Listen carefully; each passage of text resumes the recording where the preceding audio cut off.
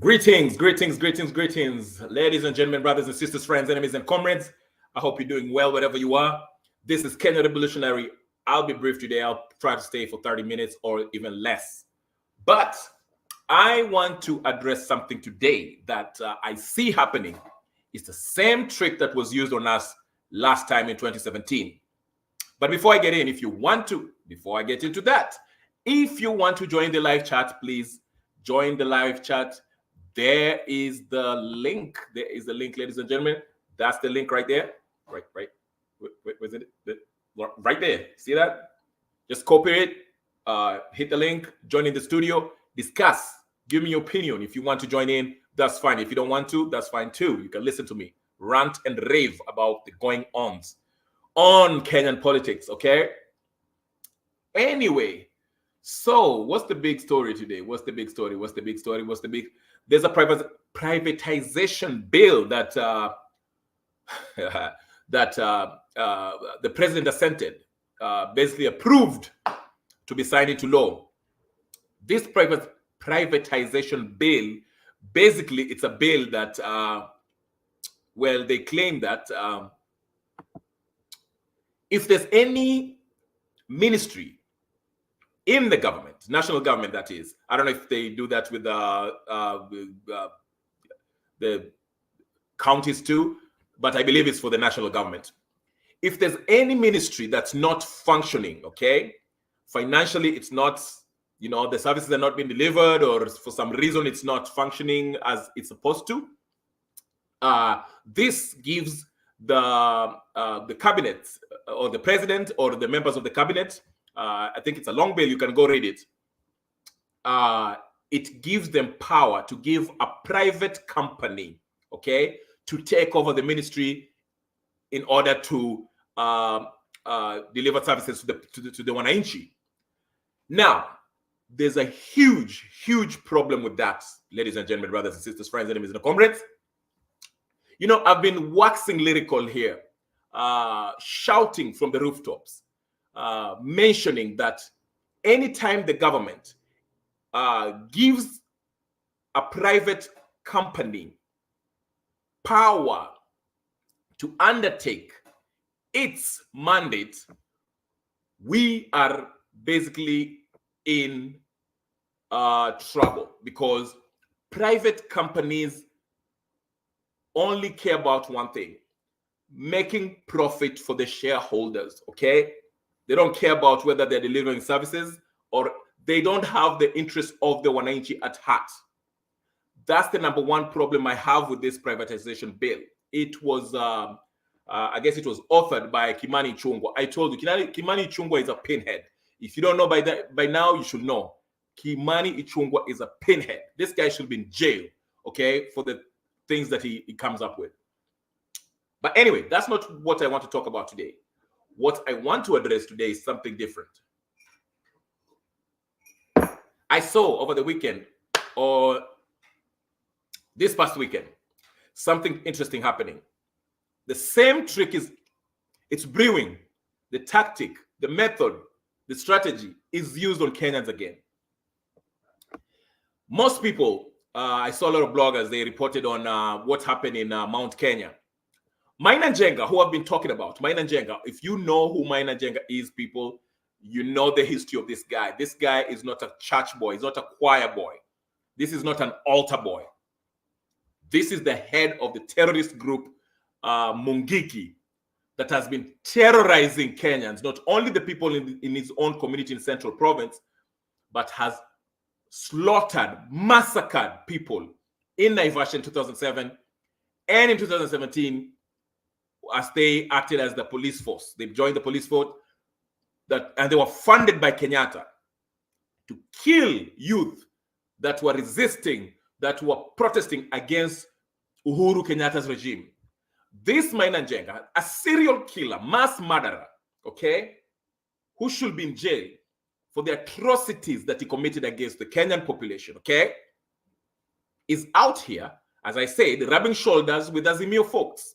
Now, this past weekend, and I'm getting to the point, this past weekend, there was a men convention, I guess, in Central Province, okay? And he made some pronouncements that I thought was interesting.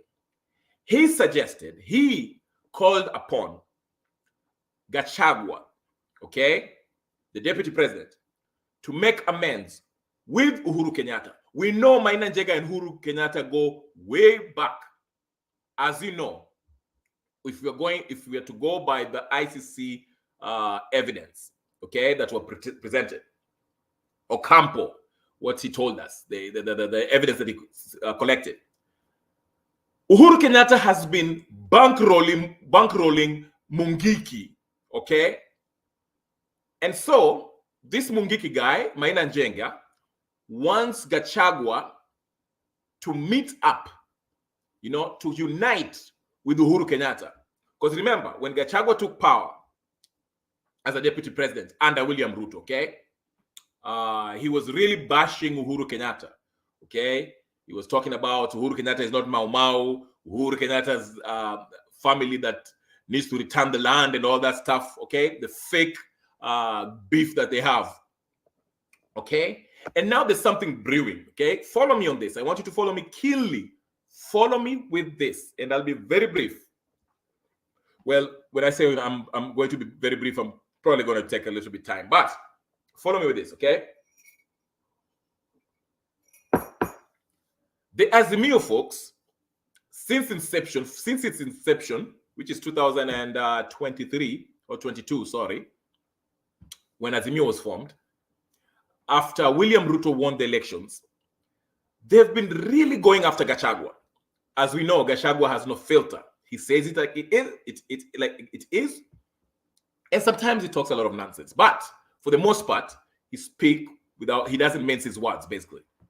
And Azimio has always targeted him, and say that he does not advance Ruto's interest.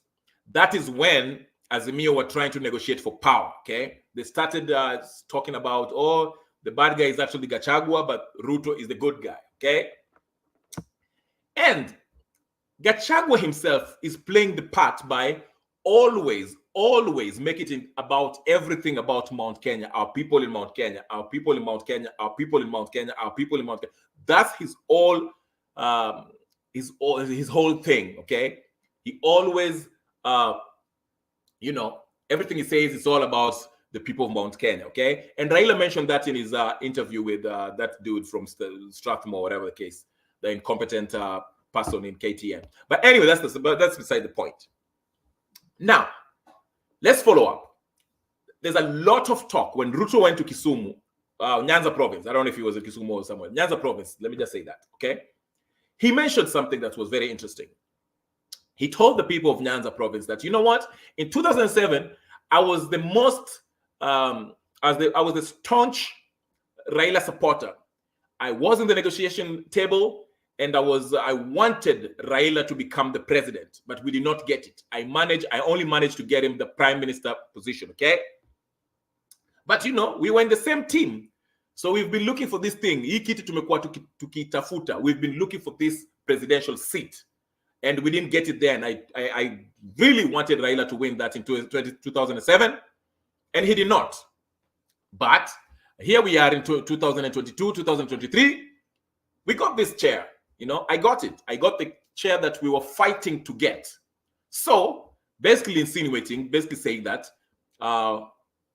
him and Raila were fighting the same struggle to get the same kitty. So Raila basically should work with him, or should, come back and be one with him.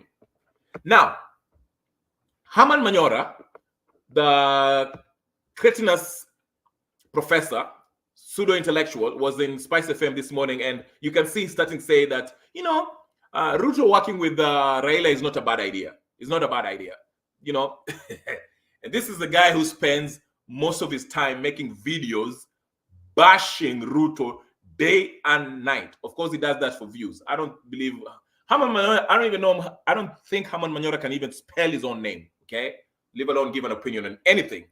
But you can see the tone now from the Azimio folks, especially the staunch Raila supporters. They're kind of slowly warming up to Ruto, throwing the idea out there that Ruto working with Raila is not such a bad idea after all. And they're demonizing Gachagua. Okay? So, what is this? What does this mean? And you can see actually, now people are talking about Gachagua might as well take up Maina Njenga for his offer to make amends with Ruto to galvanize the Mount Kenya Central Province guys, okay? The Gema community, okay? Especially the Kikuyu. This is the same play that we had before.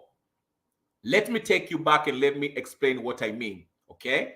I'll just explain this today, and when I'm done explaining, hopefully you get it, and I'll be done for the day so you can see this play. It's the same play. Let me take you back to 2013. In 2013, okay, let me take you back to the memory lane.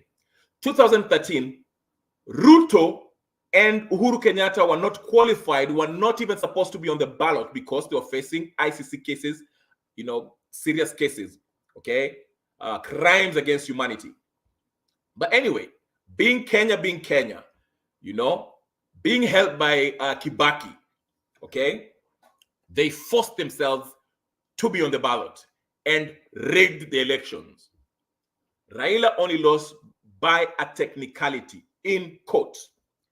These two guys, Kenyatta and Ruto, before 2013, they did not like each other. Remember, the accusation, the reason why they went to ICC is when after the 2007 election happened, okay, when there was the civil unrest that happened, the atrocities, post-election violence that happened, Ruto was said to be financing the violence that was happening against the Kikuyus in Rift Valley.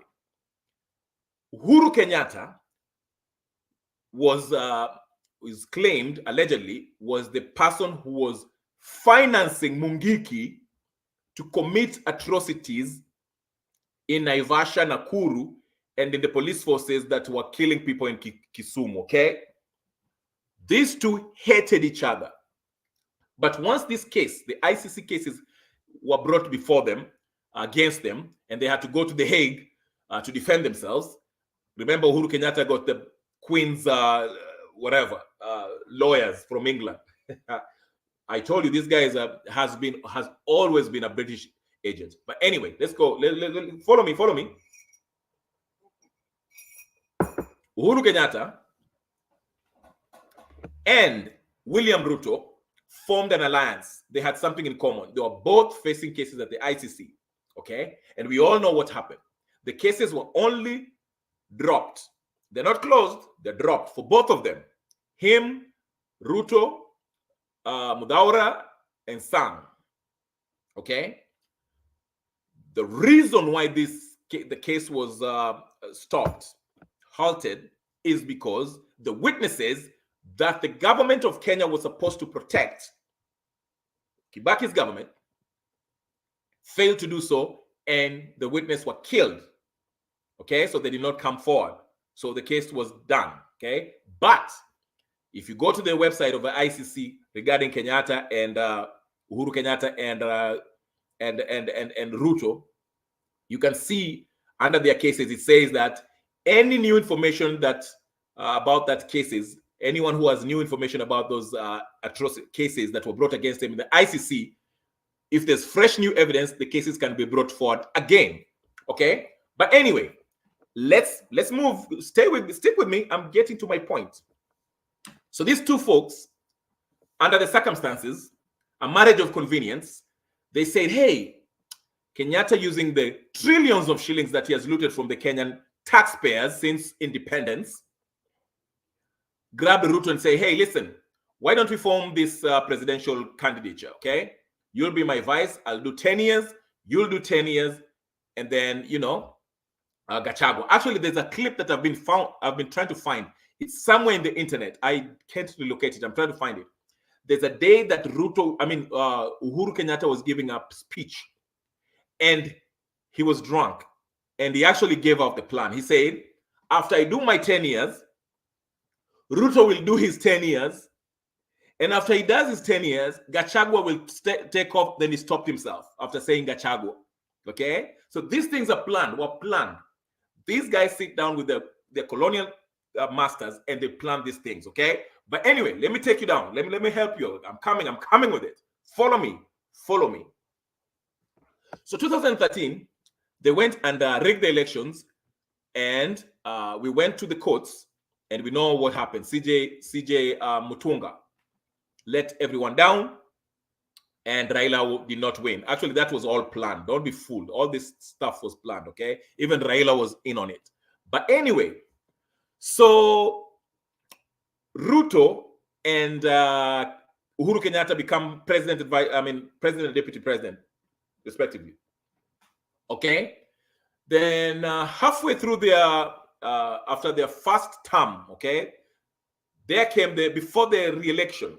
Remember, once these guys came to power, there was so much plunder, there was so much corruption, there was so much crime, incompetence that was happening. Everything was going south. The economy, security, everything, name it. The cost of living was going up. Okay? I mean, Uhuru Kenyatta and his team were destroying this country. Okay? And the administration was very unpopular. Okay? So, Raila Odinga, being the control opposition that you know, was criticizing them. Okay? And Raila had the will of the people, because Raila at that time, he seemed like he was on the people's side. You know, he was mentioning the wrongs that the Uhuru and Ruto's government were doing. He was calling them out, okay, on the corruption, on the killings, the criminal element of their this administration, okay. But then before 2017, there was a manufactured beef between Ruto and Uhuru Kenyatta.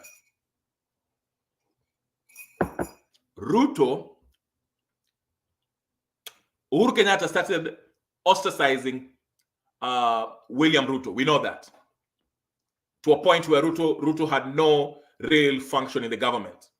He couldn't just fire him because, as per the constitution, the president cannot really fire his deputy. Okay? But anyway, a new alliance was forged, okay, where Ruto and the rebels within Uhuru Kenyatta's regime cabinet that were fired by Uhuru, they formed this whole nonsense about what do you call it, hustlers, okay? And guess what Kenyatta did? Because the main noisemaker, the main guy in the opposition is Raila Odinga, and it's done so by design, okay? So what Uhuru did was this. He knew he was very unpopular and he had no support at all, even though Ruto was still supporting him, okay? They were still together at that time. But what happened? After they rigged the second election in 2017, and we all know what happened. Maraga shut it down and all that. We know that will happen, okay? Anyway, Kenyatta was legitimized by the conman Raila Odinga, right? Are you following me? Follow me carefully, okay? Because Raila Odinga was the face of the opposition, the control opposition. The people had faith in him. We thought that Raila Odinga is the guy who was going to take you to Canaan. I wonder what he thinks about that today. But anyway, so we know Uhuru was very unpopular. Uhuru and William Ruto were very unpopular. The cost of living, the crime that was happening, the looting of public funds and all that stuff. We all know that, okay? So it was very obvious that the people of Kenya wanted him out. But the person that was trusted, that people put their trust on to take out Uhuru, was Raila Odinga. But Raila Odinga, when push came to shove, okay, turned his back on Kenyans and legitimized Uhuru Kenyatta. Uhuru Kenyatta only finished his 10-year term because of Raila Odinga, against the people of Kenyans' will. Okay, because we know there's no way you can convince me that the people of Central and Rift Valley were enough to win that 2017 elections. We all know that. We went through that in Supreme Court, and Maraga told us that, okay? But anyway, so notice the constant here. Raila Odinga, as the main control opposition, he has the voice of the people, as they say, the will of the people at the time, okay? Okay? So Raila obviously won, but what Ruto and Uhuru did, they co-opted Raila. Raila had to show his face, okay? His true colors when it came down to it. And so, after Raila Odinga legitimized Uhuru Kenyatta as the president in 2017, there was no one to check the government, because we all know parliament is useless. They can be bought and sold anytime. Name your price, and you can buy any parliamentarian in Kenya, okay, or senator. So once this happened, and as I keep on mentioning, Raila Odinga stopped criticizing the government because he was, in a way, part of the government. That was the plan. Listen, follow me. You'll understand what I'm going with this. Follow me closely. That was the plan. So these three colonial stooges, they came up with the idea that let's ostracize Ruto, because remember the plan. The plan had been hatched way back then in 2013, even before that Uhuru will finish 10 years, then Ruto will finish his 10 years. Raila will play the control opposition. He'll act like he's with the people. And he had most of Kenyans fooled to this day. Okay? But here's the thing. Going to the election now in 2022, there was no way Kenyans will support Ruto, Raila. Of course, Uhuru could not run again because the constitution bars you only limited to 2 terms, okay? So he didn't care. He was out of it, okay? And all the people, and Kenyans were not going to accept Raila or Ruto if they were to stay together in that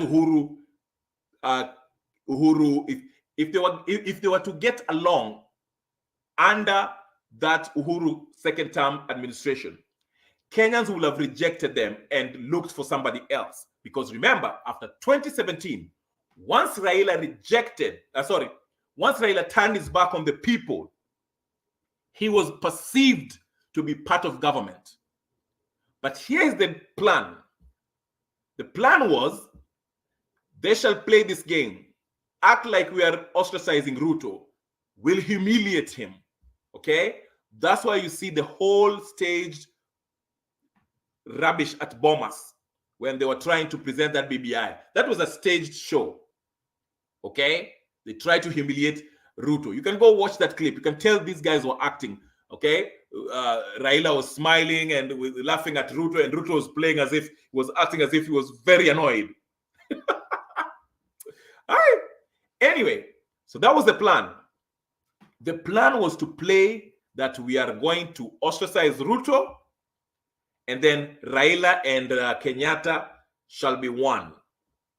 And the Kenyan people were fooled. So when Ruto started campaigning and say, you know what, I'm no longer part of that group, I am bottoms up. Dynasty versus hustlers. Okay? And most Kenyans bought into that narrative. Okay? Remember, these three people are one. This is a whole plan. This is a grand plan. How they're going to implement this. Okay? This is how they hatch this plan in order to fulfill that plan. But let's go on. So we go to elections. Okay? Uhuru can no longer run. but he endorses Raila Odinga. Of course, the people now are not with Raila Odinga because of the betrayal in 2017. Raila had already abandoned the people because he legitimized Uhuru Kenyatta, who was rejected by the people. So now the Kenyan people are moved to vote for Ruto. And they vote for him overwhelmingly. This is part of the plan. Ask yourself, if Kenyatta did not want Ruto to be president in 2022, why did he, as the commander-in-chief, he, as the head of the chairman of Azimio, why did he hand over power to Ruto? Because remember, Kenyatta, after the election, he said, you know what? The people made their choice, and I gave up my seat willingly. Okay? So Ruto becomes the president. Okay? All right. Ruto becomes the president. Follow me now. This is the same trick they're going to play again. So here we are. Raila Odinga waits for 5 months and starts his normal nonsense that, oh, elections were rigged, all that. The reason is to detach himself from Ruto because he doesn't want to be seen as part of this political elite. But we all know he is. He is in on it. I say he's a controlled opposition. This is a plan that was done already. It's in plan. All of them planned this. But here is go. So now Kenyans are divided again. Most people are with Ruto. Raila still has his staunchest supporters, strong supporters. The way they go to Mandamano, all that. Ruto and his colonial masters, they know that the policies that he's going to implement, the policies that are a continuation of Uhuru Kenyatta's policies, okay, that are hindering any growth, real growth in Kenya. It is basically giving up sovereignty of Kenya to the Western powers. As you can see, the privatization bill suggests, okay, among other things, letting GMOs coming in, we are under SAPs, okay? All that. It suggests that Ruto is giving up power, sovereign power, to these Western powers, okay? And they knew that it won't take long before Kenyan people turn against Ruto. They know that because these policies are not helping Kenyans. There's corruption, just as it was in Uhuru Kenyatta administration. In fact, the fight of corruption that he was promising us, nothing came to fruition. No one from the Uhuru Kenyatta regime was arrested. Even Matiang'i, who was, so to speak, who was supposed to be the bad guy, who was really humiliating Ruto. Matiang'i is still walking free. This is a whole con game that you're being played. I told you, these political elites are playing us. But here's the script. Let me give you the script now, which is going to happen. So now, again, it's the same trick that they're using. And I'll finish with this. So now notice, Ruto is becoming very unpopular countrywide. But who is his main agitator? Okay? Who is? Raila Odinga, right? Raila Odinga still keeps on poking. You know, Raila has no followers. But what keeps him relevant is him mentioning the things that this government are doing. And they knew that. Because Raila is the only opposition, the controlled opposition. Okay? So now, we see the same script. The president disassociates himself with the deputy president. Gachagua has been talking all this Mount Kenya stuff, okay? We saw Ruto now is doing what Kenyatta did in 2017. He was very unpopular Kenyatta was very unpopular. So what did he do? He went and grabbed the one person that can sway his supporters. Because once Raila legitimized Uhuru Kenyatta did whatever he wanted. People were whispering about the corruption and all that stuff that was happening, but there was no one, there was no national figure who could speak, freely against what Ruto was against what Uhuru was doing. So this is the same play that Ruto wants to do. He wants to get Raila Odinga, okay, which he will. He probably has paid him or whatever the case is, because this is a plan that was done before. This is the only way Ruto can win 2027. Remember, Kenyatta said it. 10 years for him, 10 years for Ruto, 10 years, then Gachagua, okay? So here's the thing, the same script. Ruto will go and join forces with Raila. You're doubting me? Go watch what happened there. Gladys Wanga and all that, Orengo, they're now calling Ruto His Excellency. They are warming up to him. And once Raila join hands with Ruto, what happens? Nyanza province is in the box for Ruto. Western province will be in the box for Ruto. Rift Valley is already in. Coast province, it can go for Ruto, half of it, okay? Central province will be the only whatever. And guess what? It will be the Gema tribes. So Kalonzo will feel probably betrayed and join hands with Kenyatta, Maina Jenga, and Gachagua. This is all scripted, okay? So the people of Nyanza, the Luos, you know that, they're the most vocal tribe in Kenya when it comes to politics. Once Raila Odinga, okay, of course they don't speak in unison, but for the most part, okay, Raila Odinga still has great influence on the Nyanza people. So once Raila Odinga starts working with Ruto, okay, there'll be no more noise about what the government is doing wrong. Just like when Uhuru Kenyatta met with Raila Odinga, came together, there was no more complaints from the opposition, the so-called opposition, which is Raila Odinga, complaining about what the government is doing wrong. Because now Ruto will say, okay, what are you guys complaining about? I'm with Baba. We've been working with Baba since I don't know when. Our days in ODM. You can see the play. So come 2027, because, let's face it, Kenyans, we don't vote out of ideological principles. We vote through tribal alliances. Okay? So come 2027, Ruto will have the support of the control opposition, Raila Odinga. Okay? And the Gema community shall be ostracized. Okay? They won't have much support. Okay? The Kenyan people will be fooled that way. Will be okay. Will be like, oh, you know what? Even if the cost of living is high and everything is high, but at least Baba, and guess what? Don't be surprised if they push for a constitutional change so they can create an office for Baba. Already, that's why they have that Bomas nonsense going on. The national something nonsense that's going on with Kalonzo Musyoka. Okay? That's the whole point.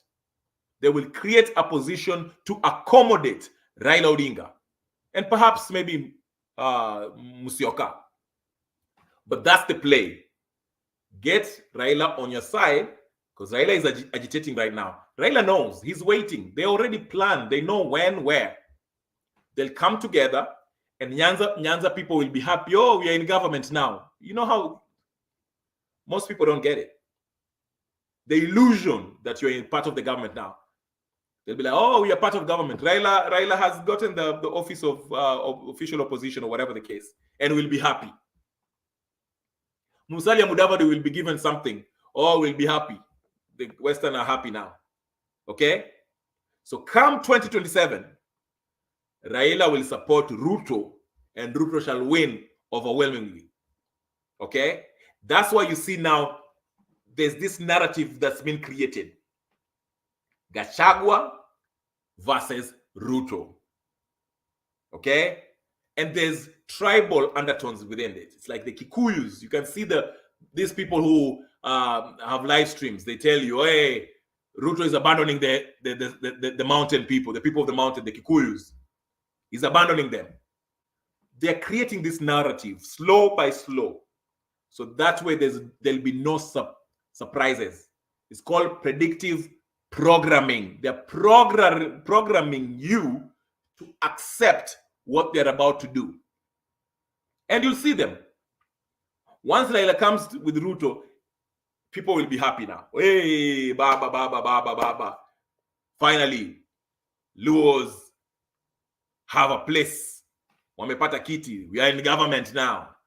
Then 2027, Ruto will win unopposed. Or maybe he'll be opposed, but who is going to oppose him? If you look at the political landscape, who is there that has a buzz more than Ruto? Nobody. So if he has Raila on his side, already they'll probably create a constitution change, a referendum, and create a position, a bullshit position to accommodate Raila and all these minions. Okay? Then Raila will win. And guess what? There'll be no real grassroots revolutionary opposition movement that is needed in Kenya to bring real change. The Maina and Jengas are being used to create this ultra ethnocentricity environment. Anyway, ladies and gentlemen, brothers and sisters, friends, enemies and comrades, I don't want to stay long. I just wanted to say that all this stuff has been planned, pre-planned. They're just doing it now. They're just rolling it out slowly and slowly and slowly. So in the coming days, you shall see Raila and Ruto shall cozy up together, while the people in Central Province shall grow. They'll be incited by the Maina Njengas, by the Uhuru Kenyatas, by Gachagua. They'll start talking, being against the government. And down the line, after Raila Odinga comes in the fold, you'll see people like Moses Kuria being kicked out. Okay?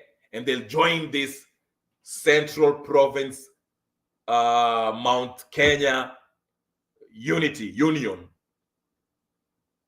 to go against Ruto. Of course, they'll lose because they don't have that much of a buzz. But all of them are in on it.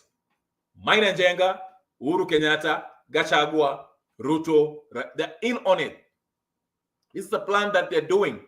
They're actors. This is something that they're being done. But it is done to get your consent. So they use emotion. And how can we emotionally get things charged? We use tribal alliance. My people against their people. So my people, let's say my people at Karenjin are getting together with the Luo people, with the coastal people, all that. Okay? That's how it's been played.